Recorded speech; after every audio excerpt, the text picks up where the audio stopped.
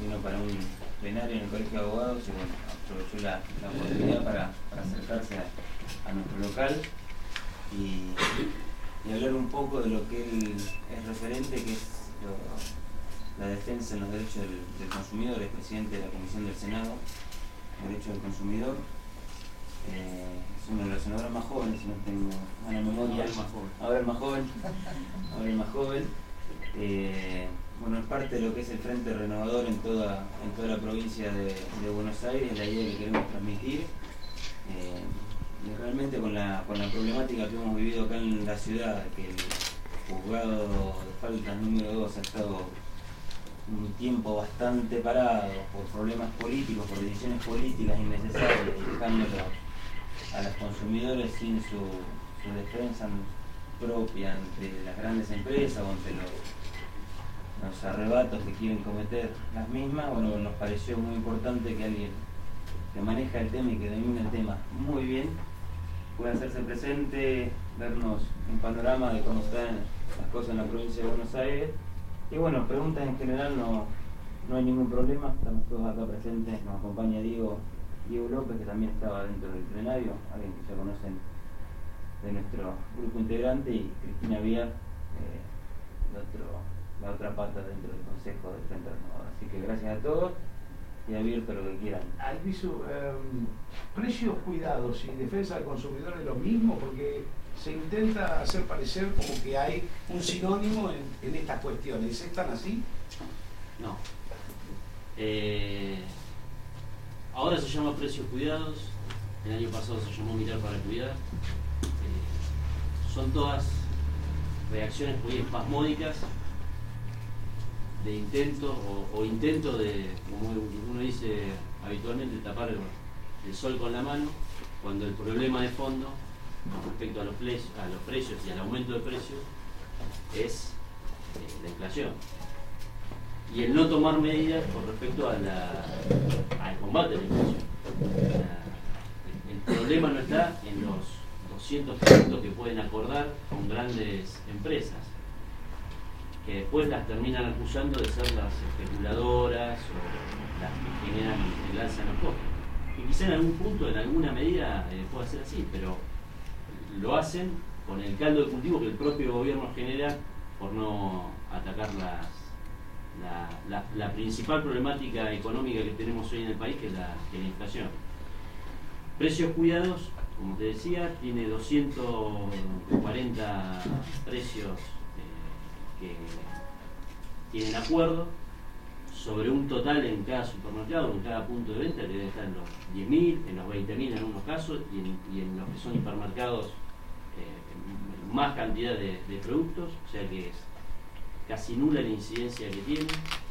Genera distorsiones en la comercialización porque quizá en algunos productos las empresas deciden acompañar un producto similar a determinado precio y al precio real o al precio que le están vendiendo, y desabastecen el precio del acuerdo de precios cuidados. O sea que esto lo viven día a día los vecinos, lo pueden vivir en Necochea, sobre todo los que somos del interior lo vivimos en mayor medida. Y esto lo digo porque el acuerdo primero era para el capital y conurbano, en determinadas cadenas de supermercados, no en todo. O sea, un almacén de barrio, por escala, por capacidad y demás, jamás llega a tener un acuerdo de precios cuidados, o sea que tiene que ir al distribuidor que le vende a precio normal. Y en el interior eso se dificulta más porque no en todas las localidades están las cadenas de supermercados o hipermercados que acordaron estos precios. Entonces hay una doble discriminación. Primero, discriminación al vecino de una localidad. Yo en Juan N. Fernández, ¿qué punto de venta de precios cuidados hay? Y no son argentinos, no son bonaerenses. Creo que hay que tener en cuenta eso. Tienen que hacer la cantidad de kilómetros que tengan que hacer para el primer punto de venta que tenga precios cuidados para acceder a un paquete de hierro al precio que le está diciendo que acordó el gobierno. Y vuelvo a repetir, el gobierno hace acuerdos con las mismas empresas a las que está acusando de especuladoras. Entonces, ¿dónde está la coherencia de llegar a un acuerdo cuando en realidad lo que tendrían que hacer, si están especulando y están acusándolas de monopólicas, aplicar la ley de defensa de la competencia, que es la que regula que el mercado tenga en lo posible una competencia perfecta, cosa que es, digamos, totalmente imposible, pero bueno, que tenga una competencia sana que genere mejores precios para los consumidores finales. Eso no lo hace, y obviamente que el resultado lo tenemos a la vista, que la inflación es cada vez mayor, fue alta en enero, en febrero todavía no están los números finales, pero seguramente va a ser similar o mayor a la de enero, y todo eso termina afectando el bolsillo de los trabajadores y de todos nuestros vecinos. Hernán, yo te quería preguntar, dado que el consumidor es la parte más vulnerable, sabemos que en el tambo la leche al tambero se la pagan 2,50 pesos y la Serenísima, líder, te la cobra 12, 14. ¿Qué hacemos como la parte más vulnerable que somos?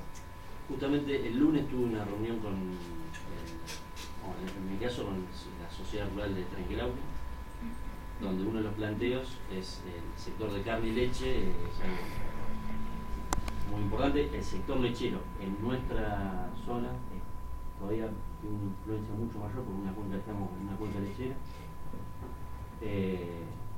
y ahí se ve la falla de la intervención del Estado. El Estado, por ejemplo, en el sector de carne interviene mal, frenando exportaciones, impidiendo la producción, generando la aniquilación del stock ganadero, y en el sector de leche, que es donde debiera intervenir para equiparar la fuerza de los productores con la de las usinas lácteas, que son unas pocas, no lo hace.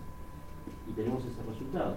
El productor recibe un precio bajo con respecto, y comparándolo a nivel internacional con otros países productores, como puede ser Nueva Zelanda, Uruguay, Brasil, digamos, recibe un precio bajo por el producto, por la leche, y las usinas lácteas terminan en las góndolas con un sachet de leche a 10, 11 o 12 pesos, utilizando también, digamos, todo lo que es el sector lácteo también con precios altos derivados del esfuerzo de nuestros productores, ¿no? A nosotros principalmente en el interior de la provincia, que vemos este problema, que nos afecta directamente por todo el trabajo que genera, sobre todo el sector lechero y de carne, vemos que hay una intervención poco inteligente del Estado en tratar de solucionar estos problemas para las dos puntas de la cadena, ¿no? El productor, que sin el productor no tenemos el producto,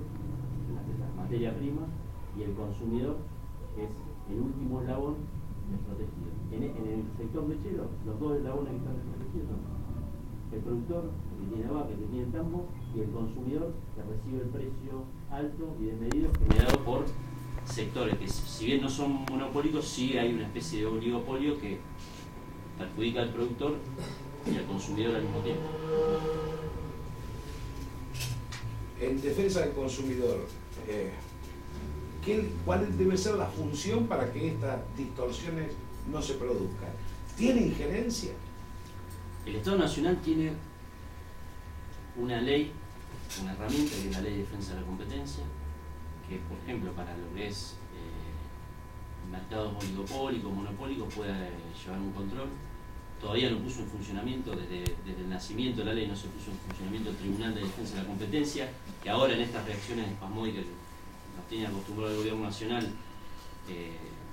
quieren implementarlo para empezar a controlar los monopolios económicos que pueden existir en determinados sectores, pero la realidad es que en cuanto a lo que es precios, lo primero es atacar la inflación, atacar, digamos, ver qué política de subsidio tiene el gobierno. Hoy está subsidiando, nosotros en el interior lo vivimos, se subsidia a la capital federal, a la Gran Buenos Aires, muchos servicios, transporte, servicio público de luz y demás, y en el interior estamos pagando costos mucho más elevados por todos esos mismos servicios. Y creo que el área de defensa del consumidor en nuestro país y en nuestra provincia no se le está dando la jerarquía que realmente se le tiene que dar, y no está cumpliendo el rol a nivel nacional y a nivel provincial el rol que debería cumplir, que es de coordinador. Las oficinas de defensa del consumidor cumplen una muy buena tarea, es una función descentralizada y es cercana a los vecinos. El vecino en un tema del consumidor, a la primera puerta que van a tocar es la oficina de defensa del consumidor. Funcionó bien durante un montón de tiempo y en muchos municipios funciona muy bien el área de defensa del consumidor, porque gente que pone todo de sí para, hasta tiene una tarea, si se quiere, militante en esa función. A mí me tocó tener esa tarea tanto en la Ciudad de La Plata, en 2006, 2007, y después crear la oficina en Trenquelauquen y tener esa tarea hasta diciembre, que creo que era mi tarea en Trenquelauquen, digamos, la oficina, estaba a cargo de la Oficina de Defensa del Consumidor, y por ese conocimiento sé que muchas oficinas tienen una tarea muy, muy importante. Pero, como muchas veces pasa en nuestro país, lo que funciona bien se recarga de funciones que por ahí no son las específicas de una oficina de defensa del consumidor. ¿Por qué? Por falta de políticas coordinadas a nivel nacional y provincial, y que es lo que nos está pasando en este tema hoy en día, y que fue uno de los puntos que se tocaron en la reunión que tuvimos en el colegio de Aguado acá de Necochea. Arbizu, bueno, primero hay que aclarar que seguramente nada tenés que ver con el ex banquero de la JP Morgan. Ese es Arbizu. Arbizu. Se llama Hernán, aparte de rubio y de ojos celestes. Bueno, recién hablabas de lealtad en la competencia, un poco preguntarte por una temática que seguramente se va a desarrollar en el transcurso del año, que va a ser básicamente esta implementación que va a tener el mercado central del gobierno, que quieren poner diferentes mercados sucursales en toda la provincia. Preguntarte cuál crees vos justamente que puede ser la injerencia en un mercado local, cómo puede esto repercutir. Bueno, hay particularidades en cada localidad, obviamente que hay que tenerlas en cuenta, las realidades no son todas iguales, pero creo que todo lo que agregue competencia a un mercado y genere competencia en los precios es positivo para el consumidor. Viéndolo del lado del consumidor, es positivo para el consumidor. Hay que ver cómo afecta también a las cadenas de productores, comercios minoristas, pero creo que en principio, obviamente hay que ver qué tipo de implementación tiene, de qué manera quieren hacer. Es algo que nació, pero que ya está, es una idea del gobierno provincial o del director que responde a la provincia de Buenos Aires dentro del mercado central, que es Alberto Salir, pero que ya está, digamos, medio tironeada esa decisión porque quisieron abrir una sucursal del mercado central en La Plata, no se pudo hacer, ahora creo que la van a abrir en Cañuelas. Esto también habla de la centralización y de la concentración de soluciones que nos dan los gobiernos provinciales y nacionales, pero solamente en el área metropolitana, que es donde está la mayor cantidad de habitantes. Está bien, uno entiende esa situación, pero vuelvo a repetir, en Juan N. Fernández hay bonaerense y argentino, en Energía hay bonaerense y argentino, en Necochea, en Beruti, en Partido Trenquelao, que tenemos los habitantes son argentinos y creo que merecen tener la igualdad o la posibilidad de tener acceso a los mismos precios que tienen en el mercado central en Buenos Aires. Por el tamaño de Buenos Aires, ni siquiera los mismos habitantes del conurbano, de la capital federal, tienen real acceso a los precios del mercado central, porque también es un costo el traslado hacia el mercado. Pero bueno, yo creo, digamos, en definitiva, como idea, si es acercar mejores precios a los vecinos, uno siempre va a estar de acuerdo.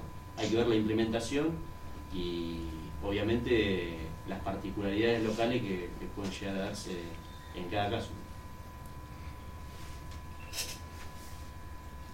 ¿Alguna pregunta más? Con respecto a la reforma del Código Penal, ¿cuáles son los puntos, digamos, que más está en desacuerdo? El anteproyecto son bastantes hojas. Bueno, sí. ¿Cuáles son los puntos más sobresalientes que ustedes no están de acuerdo? Sí. En principio, y antes de tocar el tema de los puntos sobresalientes, creo que es un código ideado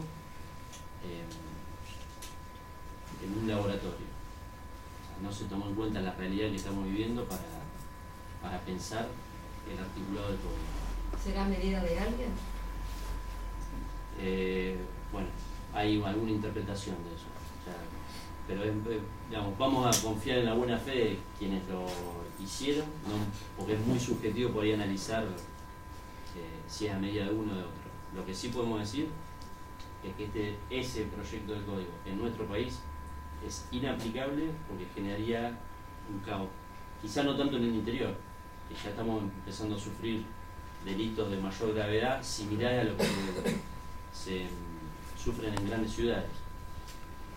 Pero este código, que es, ya digo, nacido de casi una prueba de laboratorio, querer implementarlo en la realidad argentina es imposible, y nosotros, nuestra actividad militante hoy tiene que estar puesta en evitar la implementación de este código. Un código que elimina, y ahora sí por ir en los puntos principales, elimina la reincidencia, o sea, yo me robo la botella una vez, me condenan, me robo la botella otra vez, me condenan, me robo la botella 4 veces más, y es exactamente lo mismo que yo me la haya robado 4 veces que una sola vez. Lo mismo con los homicidios, con el narcotráfico, con la venta de drogas. Si bien las excarcelaciones se regulan en los códigos procesales, la realidad es que uno, al bajar la pena, el monto de la pena que tiene una figura, un tipo penal, lo que hace es permitir que los códigos procesales, por la regulación que tienen, generen la excarcelación de un delincuente que está procesado por ese delito. Por ejemplo, la venta de droga. Una persona que hoy, por venta de droga, le corresponde tener prisión preventiva, con el nuevo código no la obtiene. Y agregamos un tema más: si se llegara a aprobar el nuevo código penal, por la figura de, hay un principio del derecho penal que se aplica a la ley penal más benigna. A todas las personas que tienen una causa penal hoy en día, que tienen una prisión preventiva, se les aplicaría la ley más favorable a su situación penal. Entonces vamos a tener una situación de excarcelaciones masivas que hoy en día, solamente en nuestra provincia, debe ser altísima. Estaban hablando aproximadamente de 17.000 personas que hoy en día podrían tener, si se aprueba el código, deberían tener la excarcelación. Y pensemos eso en el efecto que puede llegar a tener en cada una de nuestras comunidades. Por eso digo que el proyecto surgió un laboratorio de gente que creo que más que hacer derecho penal hace sociología, y no del trabajo de campo y viendo la realidad que padecemos día a día, no solo los bonaerenses, sino todos los habitantes de nuestro país. Con respecto a los violadores, ¿cómo sería la situación? Bueno, es una situación similar. O sea, todos los delitos, sobre todo el delito violento, lo que están muchos remarcando es que se aumentan o se crean nuevas figuras se tipifican nuevos delitos económicos, se permitiría que a determinadas empresas, o sea, imputar penalmente a empresas determinados delitos, un poco tapando esto que hace tu pregunta, que es que el delito violento, la muerte, el robo seguido de muerte, la violación seguida de muerte, todo secuestro virtual, todos esos delitos que son los que más sensibilizan a la población, que más nos afectan, estarían bajando sus penas. Y digamos, cuando la realidad de nuestro país marca que creo que la tendencia tiene que ser otra. La gente lo está, digamos, particularmente está sufriendo este tema, y creo que hay que darle otra respuesta, ¿no? Y este anteproyecto de código, impulsado por muchas fuerzas políticas, que es quizá lo más preocupante, que algunas, bueno, ahora se están retrotrayendo o desdiciendo. Creo que este nuevo anteproyecto de código nos va a hacer retroceder como comunidad, como sociedad, mucho tiempo, y va a generar, lo que va a generar es más caos que soluciones, que en definitiva la ley y un código lo que tienen que tratar de solucionar son los problemas que tiene día a día la gente. ¿Qué se le pide del Frente Renovador al ciudadano, o qué es lo que le pide? ¿Que lo acompañen en qué? Bueno, ahora nosotros estamos con una militancia activa en todo el país, pidiendo que con su firma los vecinos nos acompañen rechazando este anteproyecto de código. Porque tengamos en cuenta que si las fuerzas políticas que le entregaron el anteproyecto a la Presidenta de la Nación dan su conformidad y votan de forma positiva el Código Penal, vamos a tener este Código Penal. O sea, que no lo vean como algo lejano. En esa foto, si ustedes la recuerdan, está el PRO, el socialismo, el radicalismo, el Frente para la Victoria y Zaparón. Lo que hay que activar ciudadanía, y activar ciudadanía es, en el caso nuestro, pedirles que nos acompañen con su firma. Y obviamente tener una función, si se quiere, didáctica o de información. Informarle a la gente en qué consiste este código. Que no quede en las paredes de los ámbitos académicos.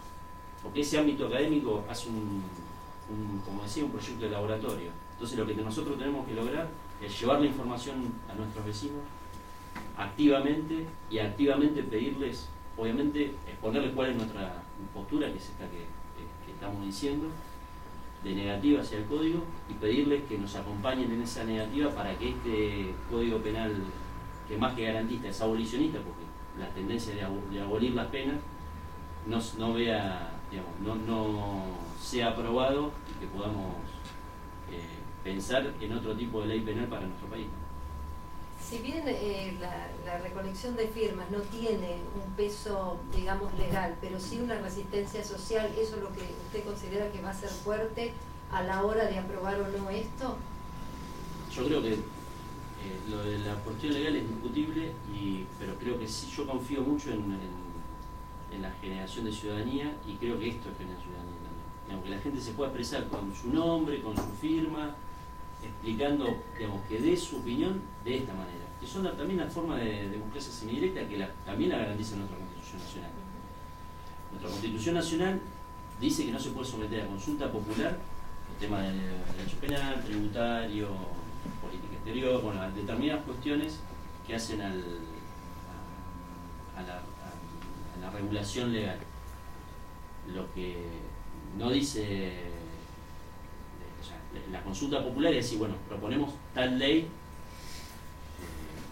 o rechazamos tal ley. El gobierno está diciendo que el artículo 39 rechaza esta posibilidad, pero el siguiente artículo empieza a regular cuestiones de democracia semidirecta, que es la participación, es poder decirle a los ciudadanos que tienen iniciativa, que pueden participar y dar su opinión y hacérsela saber a los legisladores, al Poder Ejecutivo, al Poder Judicial.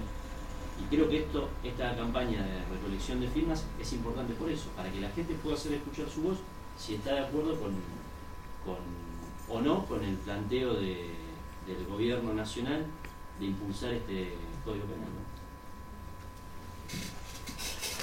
Muchas gracias. Gracias.